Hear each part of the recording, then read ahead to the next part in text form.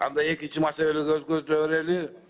Кыргыз Республикасынын суу кодексинин долбоору жана Кыргыз Республикасынын суу кодексин колдонууга киргизүү жөнүндө Кыргыз Республикасынын мыйзамынын долбоору 3-чү окууда. Урматтуу депутаттар, бул жерде 3-чү окууда сунуштар келип түшкөн. 58-1 бөлүгү редакциялык мүнөздү оңдоп кетүү тууралуу. Бул жерде мөңгүлөрдүн эришин тездетүүгө таасир этүүчү көмүрдү, гүлдү, майларды же башка заттарды же материал пайдалануу менен жасалган ишке ошондой эле мөңгүлөрдүн абаларына же аларды камтылган суулардын сапатына таасир этиши мүмкүн болгон ишке жана муз даярдоо менен байланышкан ишке тыюу салынат деген сөздөрдөн кийин Давыдов жана Лысый мөңгүлөрүн кошпогон деген сөздөр менен толуктап кетүү боюнча.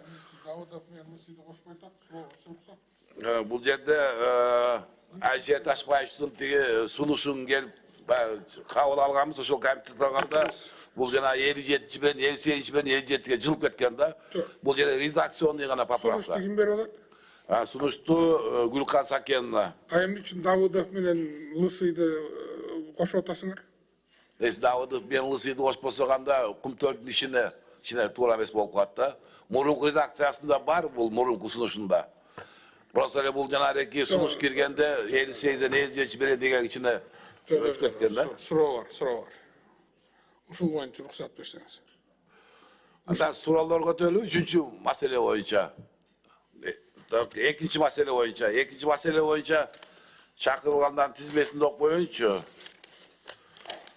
Экинчи маселе боюнча Сокеев Алмазбек Темурбекович, Кыргызстандын суу ресурстары, айыл чарба жана кайра иштетүү өнөр жай министринин орун басары, суу ресурстары кызматынын директору. Кулматов Эделбек Маматкулович, Кыргызстан өлкө кырдаалдар министринин орун басары. Аманкулов Мирсакалович, Кыргызстан ресурстар экология техникалык көзөмөл министринин орун басары.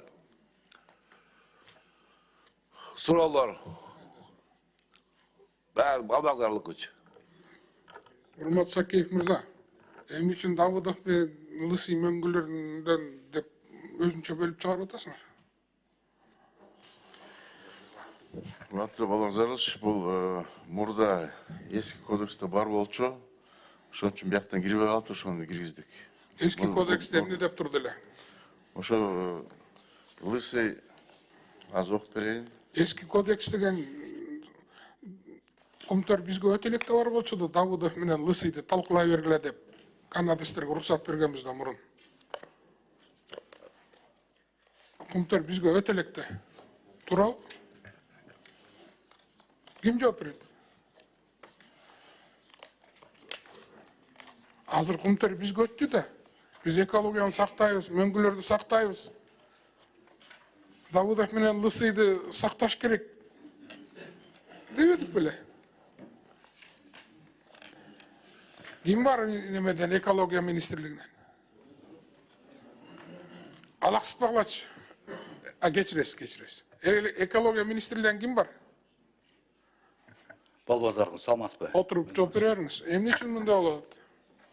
Давыдов менен Лысыйды азыр талкуулай берели. Өзүңүзгө маалым болгондой, ал боюнча тиешелүү иш-чаралар жүргүзүлгөн өз учурунда.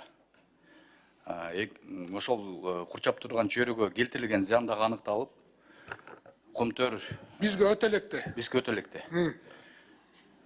Тиешелүү эсептер чыгарылып, сот органдарына берилген өз кезегинде. Азыр эмне киргизип атасыңар муну? Бул кодексти негизинен биз иштеп чыккан жокпуз. Кайра баштады бириңерге шылтап. Алмаз ким жооп берет, бирөө конкретно жооп берилечи, Давыдов Лысый боюнча. Билбесеңер билбейм деп айткыла. Билген бирөөңөр барбы? Эмне үчүн Давыдов менен Лысыйды кошуп атасыңар? Сиз эле жооп берип коюңузчу, сиз билсеңиз, экспертсизби? Жаным, кел, уруксатпы? Сиз жооп бериңизчи конкретно билсеңиз, отуруңуз да жооп бериңиз.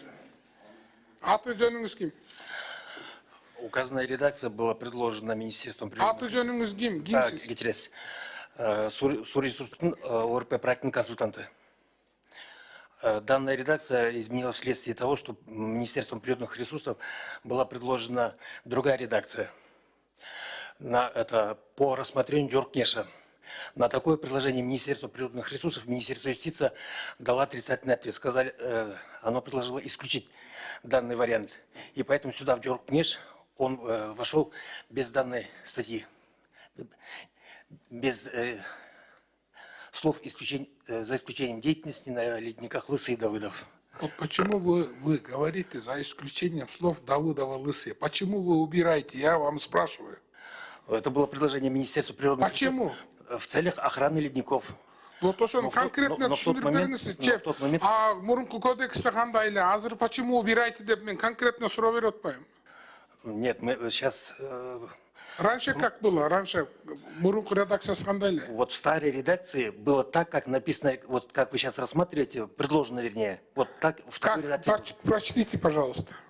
Запрещается деятельность, влияющая на ускорение таяния ледников с использованием угля, золы, масел и других веществ или материалов, а также деятельность, которая может повлиять на состояние ледников или качество вод, содержащихся в них, и деятельность, связанная с заготовкой льда.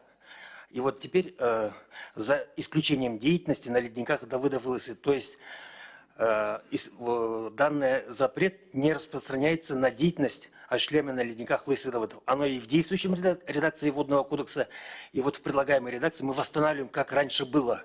Вот ошо сизден сурап атам да, тактап бериңиз, ачып бериңиз деп.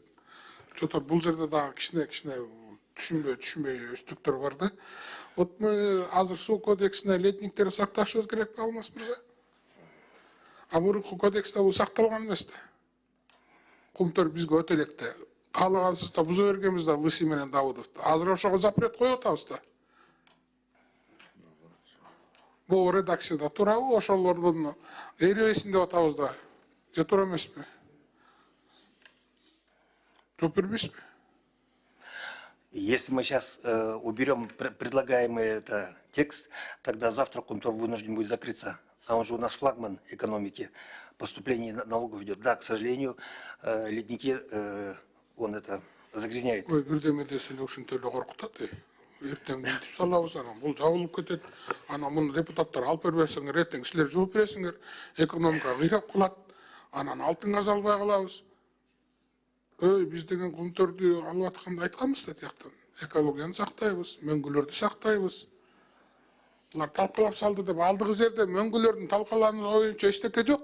Наоборот, жакшы нерсе алдыгы. Давыдов менен Лысыйды алып салуу боюнча. Бирок эми жакшылап ар жагын дагы карашыбыз керек да, анан бирдеме десе эле анан коркутуп эле үркүтө бересиңер келип. Вы нас пугаете, да? Не. Кийинки суроо. Алмаз мырза, биз азыр могу ички каналдардын баары ушул кодекс менен бизге өтөбү? Бүт өкмөттүн балансына. Бияка норма каралган, биздин ички чала каналдарды бирок өз калоосу менен.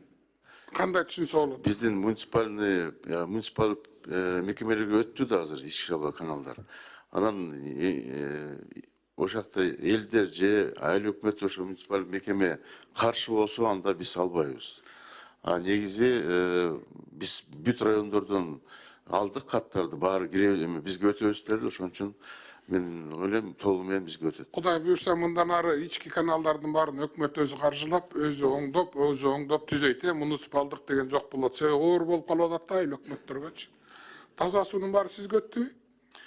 Эми таза сууда эксплуатация негизи өткөн жок. Биз 3 райондо эле азыр баланска алып атабыз. Пилоттук түрүндө. Калгандарын жакшы өзүн көрсөтсө анда өзү калабыз. А так эксплуатация жагын азыр муниципалдык мекемелер карап атышат. Сен жакшы жагын алып, жамандардын баарын таштап атпырсың да, Гострой бакай. Силерде таза суу азыр.